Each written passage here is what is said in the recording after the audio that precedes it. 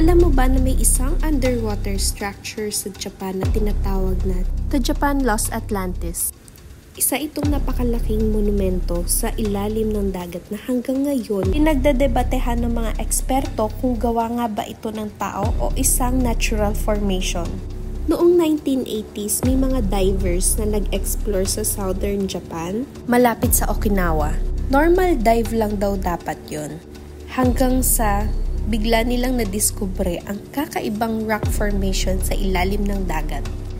Imbis na corals o simpleng bato ang nakita nila, ay parang mga hagdan or terraces na malalaking platform na sobrang precise ang pagkakaayos. Halos parang gawa ng tao.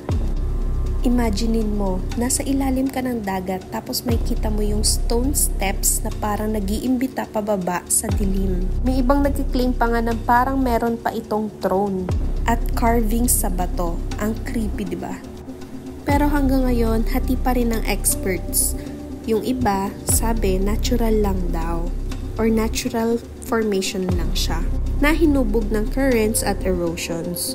Pero yung iba, convinced talaga na baka ito ay remnants ng isang matandang sibilisasyon na baka mas matanda pa raw kaysa sa pyramids ng Egypt.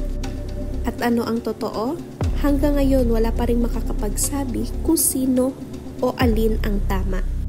Natural wonder nga lang ba talaga siya o baka nga isang ancient city na nilamon na ng dagat?